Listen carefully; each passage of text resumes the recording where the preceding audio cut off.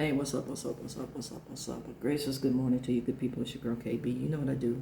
And you know why I do it. It is Wednesday morning.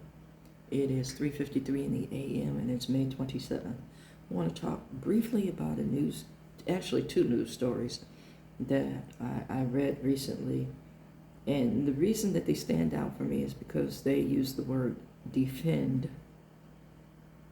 And it involves black folks and their relationship to the general populace. And the reason that they stood out is because of the word defense. The first one is about Marlon Wayans and the so-called news is, and I use so-called because what a person does is their own business, and because they have a little celebrity attached to them does not make their business I want to say accountable to anybody. Now, we have this voyeuristic approach to their lives, and we blur the lines between public and private because of that celebrity. But this is not news. Mind your business. And notice how I said that. That's my hood best. Mind your business. See, when something doesn't get finished, when a word doesn't get finished or completed in the standard English form, that means you're about to get your behind whipped. Mind your business. Okay, let me just get into the story. They're saying that the person reporting, and it's on MSN, the reporting source saying that Marlon is defending his relationship with Dave Chappelle because he has a trans child. That's Marlon's relationship with Dave. If they're friends, let them be friends. Their friendship has nothing to do with you. If a person understands the core or the essence of a joke, because sometimes jokes are rooted in painful truths. And see, this is the same type of strategy and mentality and mindset that offends people who are racist. You can't say that. How dare you say that? I can say whatever I want about my representation.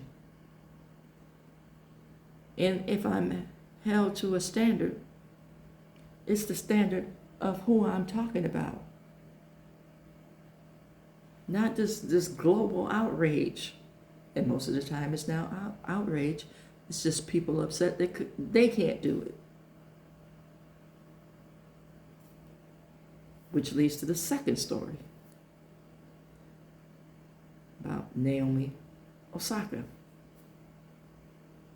Now people are pissed off because of a party that she and Taylor Townsend threw. And that was for the black tennis players that are at the French Open. And one of the most ridiculous arguments I heard based on this story, or I read based on this story, is someone posed the question. Now, this is a truly racist individual strategy. Well, what if we threw a party for white people only? I want you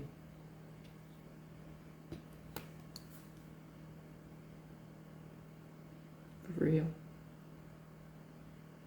See, I want you to see the full effect. For real. What if you threw a party for white people only? The individual that wrote that posed that question, sis, people of color attend those every day. We call it our life.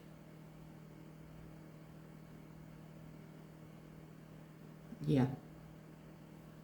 Silliness.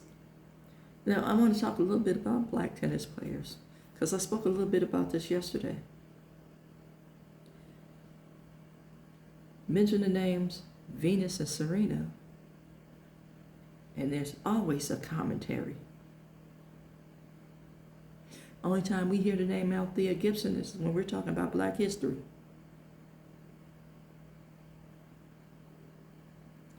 When we hear the name Arthur Ashe, we're talking about AIDS. And does anybody ever mention Yannick Noah?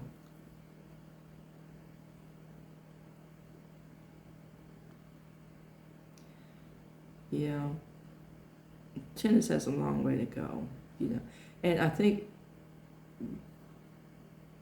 tennis in general, because it is so much associated with what we were taught to call civilized societies, but in later life come to find out colonizing countries. This is the reason why there's so much conflarma, that's confusion and drama, when we talk about people of color in tennis. I'm waiting for an all-black polo team. Yeah. Or, hey, how about even an all-black water polo team?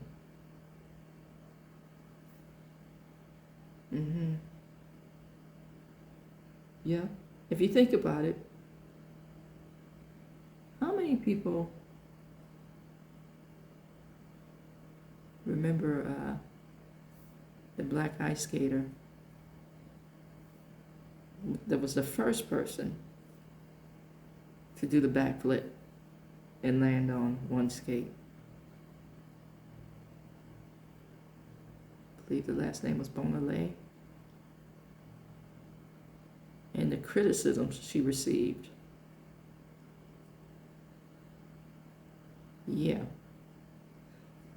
See, when we take something and we make it our own, or we put some flavor on it, some seasoning, if you will, people get upset. And they show their upset with racist and bigoted undertones.